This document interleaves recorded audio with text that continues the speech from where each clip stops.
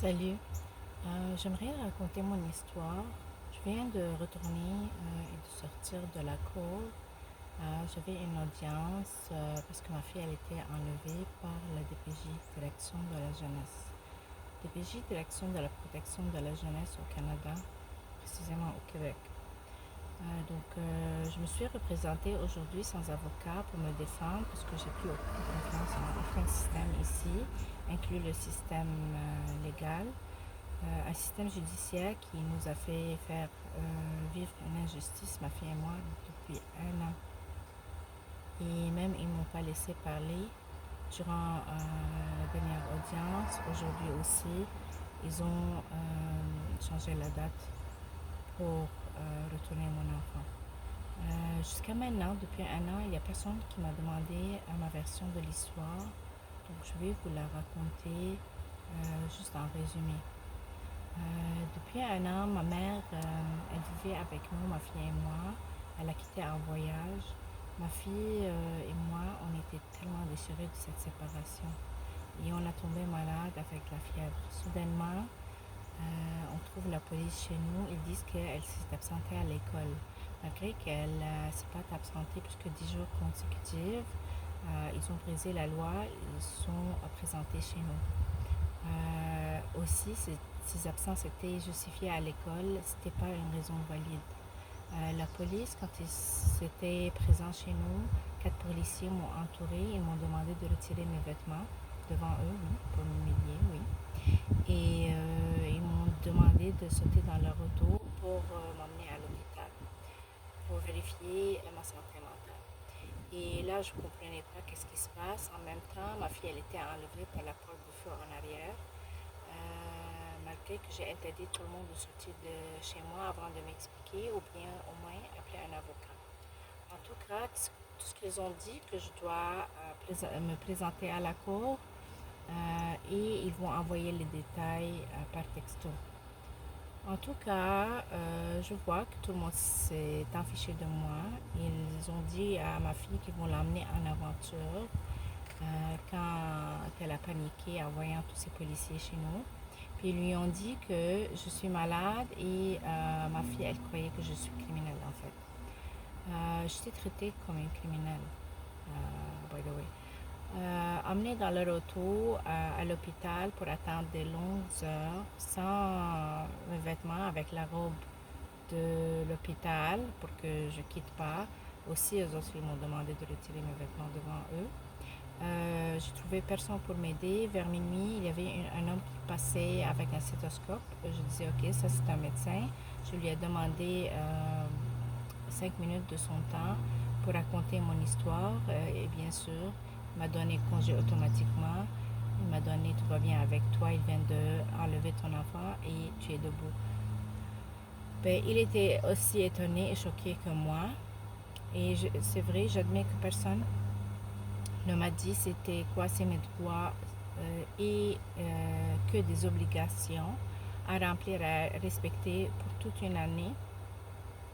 Et malgré tout, malgré que je ne suis pas en accord avec eux, j'ai suivi à la lettre toutes les instructions.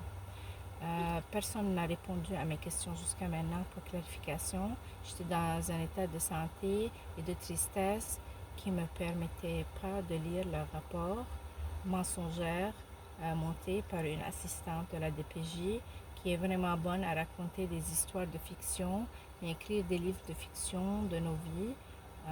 Ça, c'est tellement ridicule, ruiner des vies, ruiner nos carrières, ruiner notre santé, notre réputation, nos finances. Ça, je trouve que ce ne sera pas acceptable au Canada. Aussi, c'est vrai que personne ne m'a expliqué que je peux contester la décision injuste prise contre nous. J'ai jamais réalisé que c'est la police qui est nos targets, peut-être. Depuis longtemps, c'est eux qui ont monté le dossier mensongère et c'est eux qui m'accusent que je suis malade mentale dans la tête et devinez pourquoi. Parce que je prie à Dieu. Prier à Dieu, c'est parler avec des anges, des démons. Pour eux, c'est une maladie mentale, il faut être à l'hôpital. S'ils m'ont accusé à moi, ils vont accuser chaque personne de vous qui prie à Dieu. Ils vont vous dire vous hallucinez, vous délirez et vous pouvez être à l'hôpital mental parce que vous priez à Dieu. En tout cas, prier à Dieu, j'ai fait mes recherches, j'ai contacté les églises et les mosquées. Tout le monde me dit prier, c'est demander aux anges de nous protéger des démons comme eux. En tout cas, maintenant tout le monde sait que c'est quoi, c'est prier. On demande aux anges gardiens de nous protéger des démons. C'est pas halluciner, c'est pas du délire, c'est pas une maladie mentale. Prier à Dieu, demander de l'aide. Quand eux autres, le système qui est supposé de nous protéger, il fait ça à nous, il nous rend malades. Après la deuxième audience, en tout cas, j'ai vécu toute une séparation pour toute l'année avec ma fille. Euh, j'ai refusé de sortir car ben, j'étais isolée toute l'année parce que ça a eu des séquelles et du traumatisme avec des problèmes existentiels. Bien sûr, je vais vous raconter tout ça après. Mais pour finir, j'ai fait des plaintes peut-être contre des personnes pour les toilettes mixtes, pour les arrêter ici parce qu'on était attaqué une fois. Ça se peut aussi quelqu'un qui nous target à cause de mes plaintes. Je ne suis pas sûre. En tout cas, il n'y avait pas d'investigation apparemment à mon sujet. J'ai essayé de contacter même les radios et les télés. Tous les médias sont toujours silencieux à ce sujet. Euh, Moi, je ne parle pas avec des entités. Quand je prie à Dieu, je demande l'aide quand on tombe dans la vie et on n'est pas capable de dire qu'on est fragile ou bien qu'on est faible, mais que quelqu'un nous trouve par terre et vient nous kick malgré tout et qu'ils savent qu'on est vulnérable, je trouve que ça c'est l'apogée du ridicule. Moi, je ne fais pas douter le monde de leur capacité, j'encourage les autres, mais ce qu'ils ont fait à nous et ce qu'ils sont en train de faire au moment monoparental, ça prouve qu'eux autres, ils ont une maladie mentale dans leur tête. En tout cas, j'ai dû accepter de vivre toute cette injustice, ma fille aussi, pour tout un an, tout comme un prisonnier emprisonné par erreur. Et malgré que le CLSC et la police, ils savent très bien que j'ai un bagage des injustices que je porte de ce pays précisément, malgré ça, ils ont décidé de me faire vivre tout ce trauma. Quand vous voyez, euh, disons, quelqu'un qui, qui est euh, fragile, vous essayez de l'aider, lui tendre la main, mais le gifler, en tout cas, je vous remercie pour le gifle parce que ça m'a réveillée à voir la réalité ici. Et je vous dirai pourquoi j'ai attendu un an pour se présenter ici devant tout le monde et se défendre en ligne. J'ai pas causé du hard time à personne aussi parce que j'étais menacée par une assistante de la DPJ que si je ne suis pas les instructions à la lettre, j'aurai plus ma fille et je la verrai jamais dans ma vie, avec un doigt tout dirigé vers mes yeux. En tout cas, la raison pour laquelle j'ai attendu un an, c'est que je voulais juste vérifier c'est qui, après toute cette histoire fictive, qui est créée pour m'incriminer moi précisément, pour me montrer comme incapable comme maman ou me décrire comme malade mentale qui n'est pas capable de prendre soin de son enfant et que ma fille, elle était victime de négligence ou bien que son développement, elle était compromis. Je voulais aussi vérifier c'était qui le planificateur principal et les parties complices aux victimes. Je ne voulais pas juste accuser des personnes dans l'air comme ils ont fait les autres avec moi. Jusqu'à maintenant, je n'ai eu aucune explication, aucune réponse à mes questions et aucun désolé de personne. De personne. En tout cas, je voulais juste vous mentionner qu'ils m'ont fait douter de ma santé à un moment donné au début. Je suis allée pour vérifier si je suis capable comme maman J'ai fait aussi beaucoup d'introspection. J'ai parlé avec des psychologues. Tout le monde était choqué et se demandait pourquoi ils ont fait ça à nous. De mon côté, ma santé, tout va bien, mais j'attends toujours que l'année scolaire de ma fille finisse pour pouvoir la retourner. À l'opposé de ce qu'ils m'ont accusé, que je ne prends pas ma fille à l'école. Ma fille, elle fréquente l'école depuis 1 an. Malgré avant, elle était à la maternelle. Elle n'avait pas le droit de la retirer. La présence n'était pas obligatoire, mais elle se présentait toujours. Cette année, elle ne s'est pas absentée du tout. Et puis, je vous montre que c'est juste des dossiers montés, des scénarios fictifs pour nous incriminer comme citoyens, juste pour que vous faites attention aussi. Moi, de mon côté, je porte des diplômes plus que la plupart d'eux. Même les personnes qui étaient ici à la cour, ils n'ont pas autant de diplômes que moi et j'accepterai jamais que ma fille s'en sorte sans diplôme. Mais venir m'accuser que moi, je vais priver ma fille euh, de son éducation juste pour arranger le tout, pour pouvoir trouver une façon de la retirer de moi malgré moi, juste pour ces façons pour réduire le monde au silence, ça ne va pas fonctionner avec moi. En tout cas, j'ai attendu tout un an because I was watching them. Et and I was waiting the whole year juste pour vérifier ce qui va se passer exactement et c'était qui est derrière tout ça. Et en même temps, j'ai fait l'inventaire de ma vie ici au Canada. J'ai découvert beaucoup de choses. Je ne vais pas pouvoir parler de toutes, peut-être dans une autre séance, mais que des déceptions.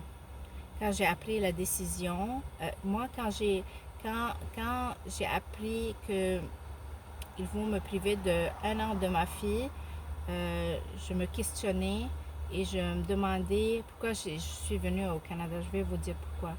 Parce que je voulais juste venir vivre avec des personnes éduquées, diplômées, sauf que j'ai trouvé qu'il n'y a pas de la logique, ni du discernement ou de la sagesse. Et tout ça a contribué à notre trauma, ma fille et moi. En fait, je suis venue précisément au Québec juste pour parler en français et en anglais en même temps. Sauf avec la nouvelle loi, on n'a pas le droit de parler en anglais actuellement.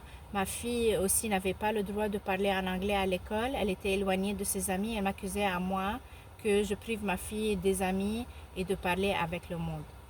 Euh, Même on n'est pas capable de parler notre langue maternelle en présence des assistants de la protection de la jeunesse. Moi, je les appelle les voleurs des enfants, en tout cas. Je croyais que le Québec, c'est un pays religieux. Quand j'ai décidé de venir ici, c'est parce que j'ai regardé la carte géographique et j'ai vu que le nombre des saints sur la carte géographique, les noms de Saint-Isidore, Saint-Pierre, beaucoup de régions, sur le nom des saints, les saints, ils ont honte. Ils ont honte, ils sont déçus de vous, by the way. En tout cas, moi, quand je prie à Dieu et je demande aux anges de nous protéger des démons comme vous. Comme ceux qui ont retiré ma fille de moi, ceux qui ont fait vivre à ma fille tout ce traumatisme, ceux qui ont gardé ma fille avec des étrangers, qu'elle connaît rien d'eux, moi aussi. Shame on you. Et non seulement ça, m'accuser que je suis malade pour m'amener à l'hôpital malgré moi, dans un pays où il n'y a pas aucune place pour s'asseoir dans les casinos, où le suicide et l'aide médicale à mourir dépassent les 120% par rapport aux autres pays, là où la drogue et l'alcool ils sont devenus une nécessité et un besoin de base. Et oui, j'admets que je suis une anomalie et différente de toute cette société parce que je fume pas, je fais pas partie d'une société qui boit de l'alcool, je fais pas des jeux de hasard, je vais pas au casino pour jouer avec mon argent et je pense pas au suicide pour s'enfuir de mes problèmes. Et c'est vrai, c'est moi qui n'est pas correct, oui. En fait, ça c'est le standard ici, ça c'est devenu le standard. Et personne n'a réussi à me rendre dégoûtée autant que ce que vous avez fait à nous. vous savez que les traumas, ça ruine des vies, ça nous a causé des dommages physiques, psychologiques, financiers et sociétals. Ça a bouleversé ma vie. Je vais vous raconter c'est quoi les dommages physiques. Au début, vous savez que tout le monde, à un moment donné, ils vont être susceptibles d'avoir des crises cardiaques ou bien des AVC ou bien du cancer à cause des traumas comme ça ou bien des mauvaises expériences. Ajoutons que la garderie et l'école de ma fille, ils savaient qu'on a l'attachement dans la famille et ça pourra nous tuer, être séparés. Parce que je vous assure que dans notre famille, quand quelqu'un aime l'autre, si quelqu'un va mourir, l'autre va le suivre. Ben, ils savent tout ça et malgré ça, ils nous ont causé du mal. Et bien sûr, aussi j'ai eu d'autres symptômes comme moitié paralysie au début de l'enlèvement. Je me suis présentée à l'hôpital à plusieurs reprises après que les ambulanciers ont eu marre de moi, de mes appels. Ils m'ont fait signer sur un papier de non-responsabilité si jamais quoi que ce soit il va m'arriver. Et en me voyant mourir d'agonie et de tristesse et de peine devant eux. Et le pire, c'est que j'ai dû passer un avortement, hein, pour que vous le sachiez, pour qu'ils ne prennent pas mon bébé. Aussi, je crois que ça vaut la peine que tout le monde vérifie les effets que ça fait retirer un bébé de sa mère. Je vais devoir embaucher des thérapeutes pour ma fille maintenant, malgré que ça ne va pas effacer le mal qu'ils nous ont causé et tout ce qu'on a vécu de traumatisme, mais je ne serai pas prête à fixer un bébé qui ne parle pas, par exemple. Du côté psychologique, la direction de protection de la jeunesse, c'est ce qu'ils disent. C'est leur nom qu'ils devront changer, leur nom bien sûr pour voleurs des enfants. Ils m'ont demandé de rester stable résidentiellement. Moi, je suis stable depuis longtemps, mais maintenant, je ne vais plus être stable, bien sûr, parce que là, je vis dans un appartement où j'ai dû vivre leur crime d'enlèvement, et ils m'obligent à rester à ma place et revivre ce crime à chaque jour depuis 1 an. Et j'ai dû vivre dans le même appartement aussi l'humiliation quand les policiers ils voulaient me déshabiller devant eux. Et j'étais traitée comme criminelle à l'hôpital aussi. C'est pas un système policier que je cherche et c'est pas un système médical que je cherche. Je trouve que c'est plus ma place de vivre dans ce pays. Euh, Aussi, je vais vous expliquer que j'ai eu une grande déception concernant le système légal qui m'a privé de mon enfant et des écoles qui m'ont accusé que c'est moi le problème, c'est pas eux autres. Euh, Juste pour vous dire que le développement des enfants, c'est compromis là quand on les détache. Euh, Quand ils ont vérifié le développement de ma fille, ils ont dit tout va bien. À chaque fois que je trouvais comme une excuse pour leur fausse accusation ou bien comme pour la retirer, l'éliminer, ils me créaient une autre accusation. Euh, Aussi, pour que vous saviez que détacher les familles, c'est la DPJ qui crée ces problèmes existentiels, c'est les autres qui créent des négligences au sein des familles. Moi, j'ai jamais négligé mon enfant, je suis une bonne maman, je vais l'être toujours. Maintenant, oui, on n'est plus attaché, on a le détachement. C'est à cause d'un grand traumatisme. Aller contre la graine de personne, ça cause des problèmes psychologiques. Euh, Grâce à Dieu, on est toujours vivante, moi et elle.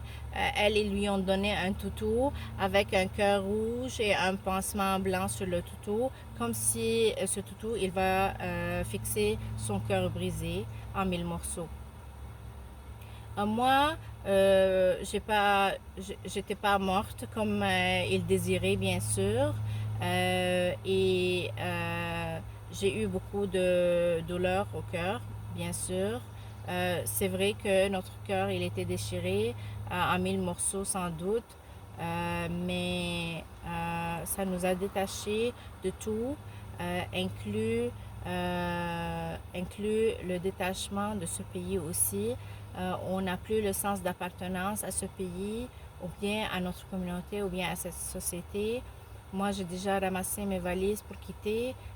Si jamais ma fille, ils vont pas la retourner avec moi, je crois je vais quitter pour de bon et qu'ils se débrouillent avec mes demandes à l'ambassade pour retirer mon enfant de ici. Pour vous dire la vérité, ça m'a pris une semaine. Moi, j'ai déjà quitté le Canada. Ça m'a pris une semaine pour pouvoir sortir d'un pays où il y a la guerre toujours. C'était presque impossible de sortir de ce pays. Ça m'a pris une semaine presque. Et c'est honteux de causer ce genre d'injustice à des ressortissants des pays de guerre qui souffrent déjà. Et vous le savez. Et pourquoi vous venez pour nos targets? Finalement, je sens une trahison complète, un manque de confiance en la plupart des systèmes complices ici. C'est pas logique que mon pays va me causer du mal. Ça sert à rien de rester dans un pays qui nous trahit. Et cinquièmement, ils ont ruiné nos finances. J'ai eu beaucoup de pertes durant cette année qui montent à plus que 15 000 dollars à cause de cette histoire. J'ai dû désencombrer chez moi, transférer mes affaires de travail parce qu'ils ont dit que ça encombre ma maison. J'ai retiré tout, j'ai mis tout dans un locker room en payant 350 dollars par mois pour plus que 8 mois pour finir avec une infestation et perdre toutes mes affaires sans aucun dédommagement jusqu'à maintenant malgré que je payais l'assurance. Et je paye toujours pour un 4,5 pour la chambre de ma fille, pour ses inscriptions, pour toutes ses affaires, ses nécessités personnelles, vêtements et tout. Et je conduis chaque fin de semaine 8 heures, sans blague, 8 heures pour aller voir ma fille. Et je paye le gaz, je paye les assurances pour mon auto qui ont augmenté à cause du kilométrage. Je fais super extra kilométrage avec des gros amortissements, plus le temps et l'énergie que ça me prend pour voir ma fille. Pourquoi? Parce qu'il y a des personnes malades dans la tête qui voulaient nous causer tout ça avec des histoires mensongères. N'oublions pas que les frais d'avocat que j'ai consultés, là aussi, ça m'a coûté une fortune. Et sixièmement, les dommages, ça inclut le sociétal. Ils ont ruiné ma réputation au niveau du travail. Moi, je suis comptable.